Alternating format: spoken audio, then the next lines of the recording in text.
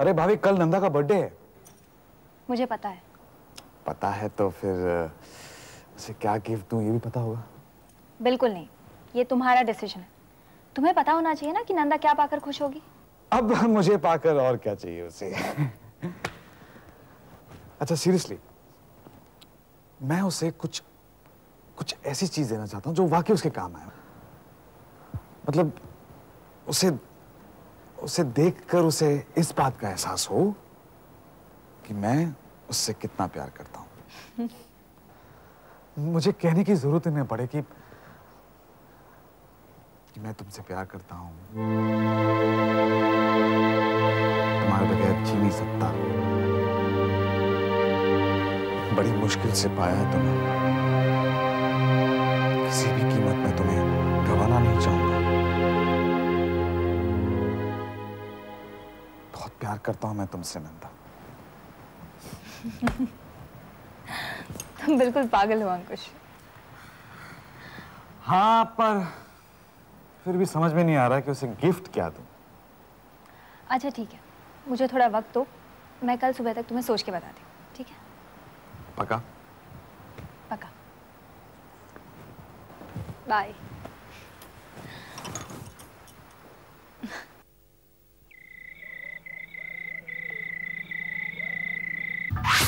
वसीयत बदलने से पहले आपने बैनर्जी बाबू को तो रास्ते से हटा दिया, लेकिन बाबा अभी तक तो सिर्फ आधी जायदाद हमारे कब्जे में है।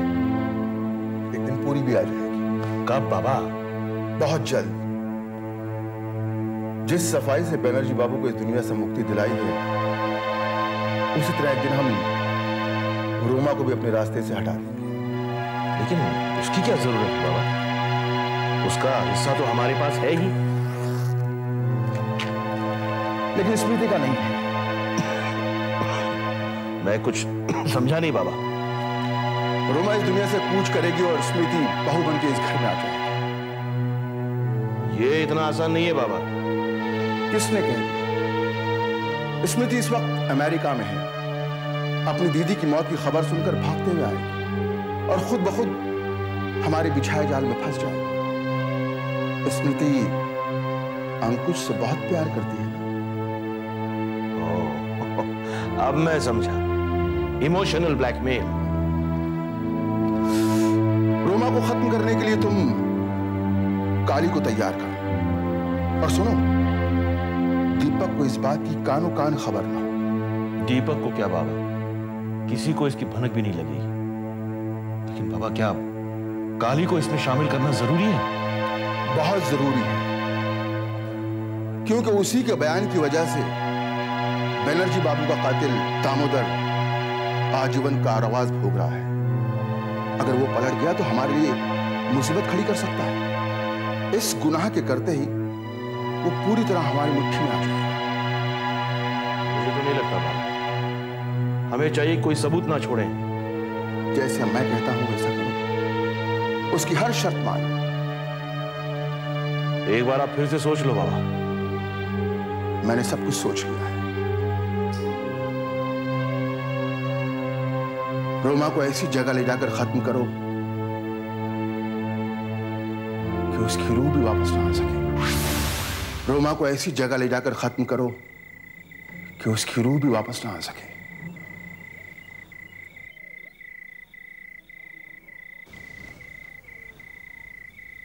यहाँ पे आते पुरानी बातें याद आने लगती हैं। आप भी पुरानी यादों में खो गए हैं ना? यहाँ से रुमा की शादी हुई थी, बड़ा सा पंडाल लगा था। रुमा कितनी सुंदर लग रही थी ना। क्या बकवास कर रही हो? कल की बातों का आप बकवास कह रहे हैं? मुझे वो हर बात बकवास लगती है जिसका कोई वजूद नहीं है। आपसे तो बात करना ही मुश्किल है। तो क्यों आई हो यहाँ? मैंने बुलाया था तुम्हें। सोचा था 2 मिनट चैन से बैठूंगा, लेकिन नहीं, कहीं चैन नहीं मुझे।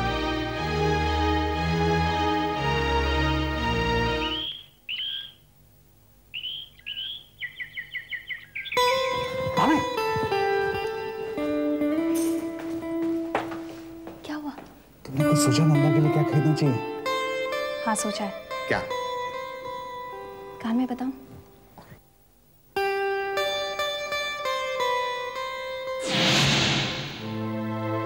What a fantastic idea! मतलब अच्छा काम करते हैं, तुम मेरे ऑफिस आ जाओ, फिर वहाँ से हम लोग चलेंगे, ओके? किसी को पता नहीं चलना चाहिए। किसी को नहीं बताऊंगी। बाय। अंकुश, आप दोनों क्या बातें कर रहे थे? हम दोनों नहीं, कुछ खास नहीं। हाँ, मैं ऑफिस के लिए देरी हो रही है मुझे ऑफिस के लिए, तो मैं चलता हूँ। Okay okay, bye, see you, I call you.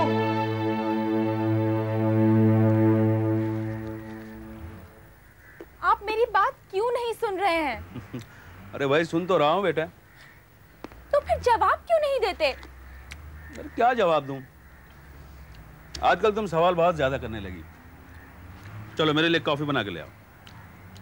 नहीं, पहले आप मेरे सवाल का जवाब दीजिए। आप ही ने गोस्वामी को मारा है ना? देखो बेटे, मैं तुमसे झूठ बोलना नहीं चाहता और सच तुम्हें अच्छा नहीं लगेगा। क्यों कर रहे हैं आप ये खून खराबा? क्यों? पहले दामोदर, अब गोस्वामी। देखिए, ये मेरी लड़ाई है और अपनी लड़ाई आप मुझे अपने ढंग से लड़ने दीजिए। अव्वल तो ये तुम्हारी अपनी लड़ाई नहीं है श्रुति, और दूसरी बात ये है, जिस तरीके से तुम ये लड़ाई लड़ रही हो उसका नतीजा सिर्फ हार है। तुम रुमा को उसका हक कभी नहीं दिला सकती। फिर भी मुझे ये खून खराबा बिल्कुल पसंद नहीं। आप ऐसा कुछ भी नहीं करेंगे, बस। और वो लोग, उन लोगों ने क्या किया था तुम्हारे दादू और माँ के साथ? जिंदा पहाड़ियों से नीचे फेंक दिया था तुम्हारे दादू को। और तुम्हारी माँ, तुम पेट में थी। एक गर्भवती महिला को मार मार कर पहले बेहोश किया गया, उसके बाद मेरे सुपुर्द कर दिया पहाड़ियों के नीचे फेंक लेके। अगर उसी दिन उसे पहाड़ी से नीचे फेंक देता, पूरी जिंदगी आराम से सो तो सकता था मैं। अरे मुझे तो पैसे मिल ही गए, फिर क्यों मैंने तुम्हें पैदा होना? क्यों तुम्हारी माँ के इलाज पर मैंने इतने सारे पैसे खर्च किए? क्यों इतने सालों से ठोकरे खा खा कर मैं इस दिन का इंतजार करता रहा? क्यों क्यों? नहीं श्रुति, नहीं, ये तुम्हारे अकेले की लड़ाई नहीं है, इसमें मैं भी शामिल हूं। और जब तक रोमा को उसका हक नहीं मिल जाता, तुम्हारे रास्ते में आने वाले हर रुकावट को मैं इसी तरह दूर करता रहूंगा।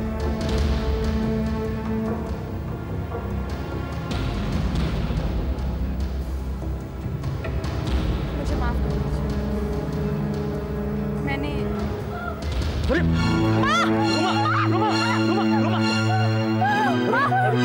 मामूली, तुम डॉक्टर गांगुली का फोन करो जल्दी। Hello Roy group of companies. Hello, मैं अंकुर से बात कर सकती हूँ? मे आई नोस कॉलिंग? मैं उनकी वाइफ नंदा बोल रही हूँ। Good afternoon ma'am. Good afternoon. ज़रा अंकुर से बात कराइए ना। मैम सर तो ऑफिस में नहीं है, अभी अभी निकले हैं। अच्छा, कुछ बताकर गए कि कहाँ गए? नहीं, कुछ बताया तो नहीं, लेकिन प्रिया जी आई थी, उनके साथ गए। कौन? जी प्रिया जी, राहुल जी की वाइफ। आप उनके मोबाइल पे ट्राई कीजिए ना। Hello hello.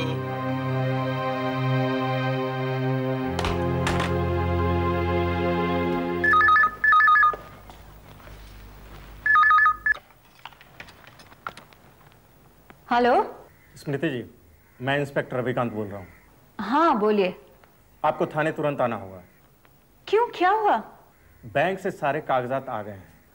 ओह अच्छा, मैं बस थोड़ी ही देर में यहाँ से निकलती हूँ। जी पहुँच रही हूँ आपके पास। ठीक है।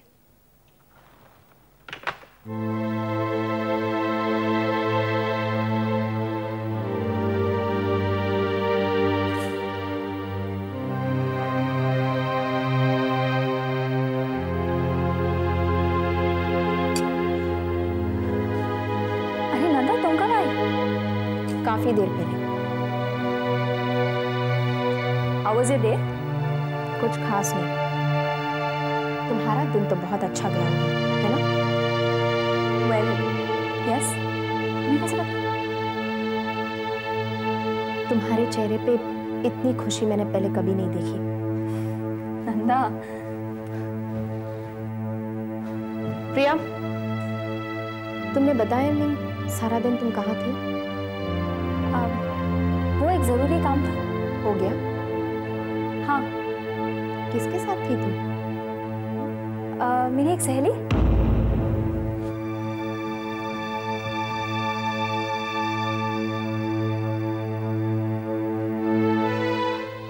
ये रहे काली प्रसाद के 25 सालों का बैंक स्टेटमेंट्स। गौर से देखिए, हर साल 1 से 10 जनवरी के बीच में 1 लाख रुपया डिपॉजिट होता रहा है। लेकिन ये सब जानकर क्या होगा? अगर मैं आपको ये बता दूं कि पैसा जमा करने वाला कौन है, तब तो आप ये सवाल नहीं करेंगी। कौन? दिनेश रॉय जी।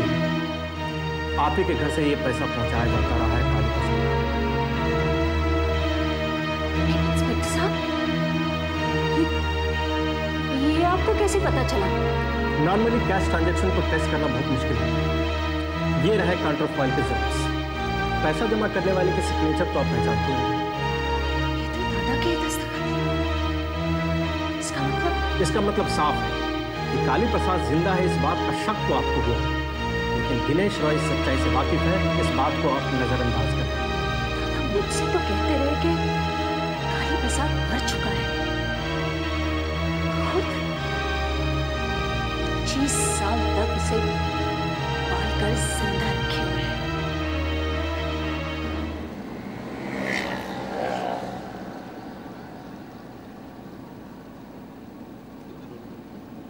Nanda, Nanda,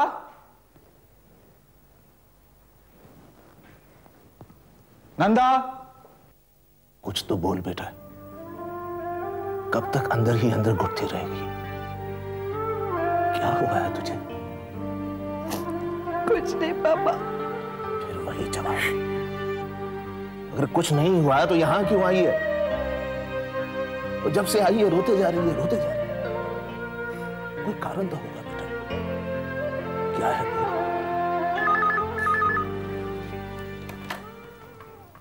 hello. Hello uncle, मैं अंकुश बोल रहा हूँ। हाँ अंकुश, आप ही के फोन का इंतजार कर रहा था। कहिए।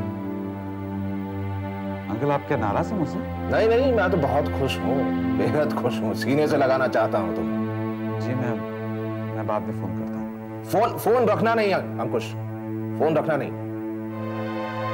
और एक बात कान खोल कर सुनो, मेरा नाम उमा शंकर है। अगर मैं नीचता पे उतर आऊं तो तुम सबका जीना मुश्किल कर देगा। एक मिनट अंकल, आप कहना क्या चाह रहे हैं? नंदा के साथ तुम जो अत्याचार कर रहे हो अंकुश, ये मेरे बर्दाश्त के बाहर है। अत्याचार? अंकल मैंने तो ये पूछने के लिए फोन किया कि नंदा वहां है क्या? है, पिछले 1 घंटे से यहाँ है और लगातार रो रही है। वो रो रही है? अंकल आज उसका बर्थडे है और हमारे घर में पहली बार हम सब लोग यहाँ उसका इंतजार कर रहे हैं। उसका कहीं पता नहीं चला, इसलिए मैंने पता करने के लिए फोन किया। हाँ, बहुत एहसान किया है ना तुमने मुझ पर। देखो नंदा मेरी इकलौती बेटी है। तुम्हारे नजरों में उसकी आंसुओं की कीमत कुछ भी नहीं होगी, लेकिन मेरे लिए बहुत मायने रखती है। अंकल क्या मैं नंदा से बात कर सकता हूँ? बात तो मुझे तुमसे करनी है। और आखिरी बात, तुम नंदा को खुश नहीं रख सकते तो क्यों की उससे शादी? क्यों उसका जीवन नर्क बना दिया तुमने? और क्यों वो रोते बिलखते अपने पापा के पास आती है? यही कारण तो मैं भी जानना चाहता हूँ कि मुझसे क्या गलती हो गई है अंकल। ठीक है मैं वहां आ रहा हूँ।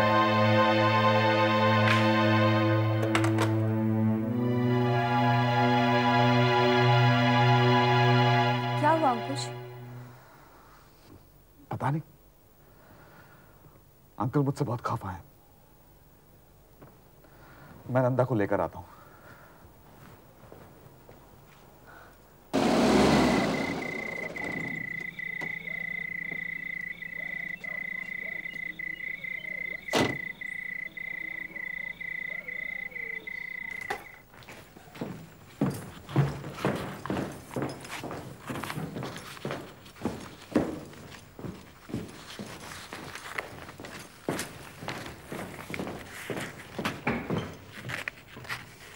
क्या बात है?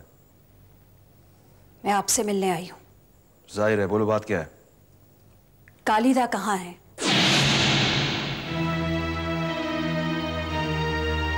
क्या बेहुदा सवाल कर रही हो? ये सवाल आपके लिए बेहुदा हो सकता है, लेकिन मेरे लिए ये जानना बहुत जरूरी है कि काली प्रसाद को आपने इतने सालों से कहां छुपा के रखा है। मुझसे बेहतर तो तुम जानती हो। मरे हुए को यहाँ वक्त तुमने देखा। ये मेरे सवाल का जवाब नहीं है दादा। मैं आपसे पूछ रही हूँ कि कालीदा यानी काली प्रसाद मुखर्जी कहाँ है? ऊंची आवाज में मत बोलो स्मृति, अपनी हद में रहना सीखो। हद में रहने की नसीहत देने वाला खुद अपने आप हद में रहना जानता है क्या? शट अप स्मृति, तुम्हारी जुबान लंबी हो रही है। तो काट डालेंगे आप इसे, है ना? यही तो करते आ रहे हैं आप इतने सालों से। यहाँ से चली जाओ स्मृति, वरना मेरा हाथ उठ जाएगा। अब बहुत देर हो चुकी है दादा, इन हाथों में इतनी ताकत ही नहीं रही अब। दीपक! दीपक!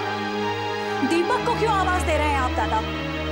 मुझसे बात करिए आप, मेरे सवाल का जवाब दीजिए आप। काली कहाँ है? काली मर चुका है और मरे हुए का जिक्र इस घर में कभी नहीं होगा। अगर काली मर चुका है तो फिर इतने सालों से आप उसके अकाउंट में पैसा जमा क्यों कर रहे हैं?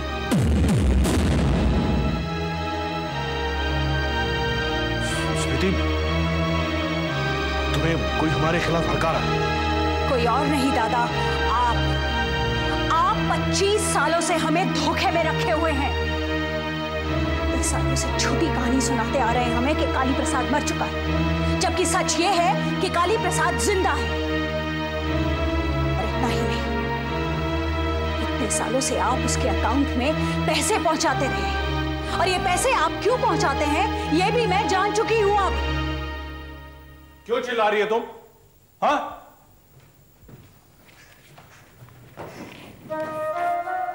वो भी दादा के सामने? अरे इनके सामने तो कभी नजरें उठाकर मैंने बात नहीं की। घर की मर्यादा भूल गई हो क्या तुम? दीपक प्लीज, आप बीच में मत पड़िए। आज मैं इस चेहरे से नकाब हटा के ही रहूंगी। किससे बात कर रही हो जानती हो तुम? और किस छत के नीचे? मैं जानती हूँ, बहुत अच्छी तरह से जानती हूँ, और इसीलिए घुटन महसूस हो रही है मुझे। दम घुट रहा है मेरा इस छत के नीचे।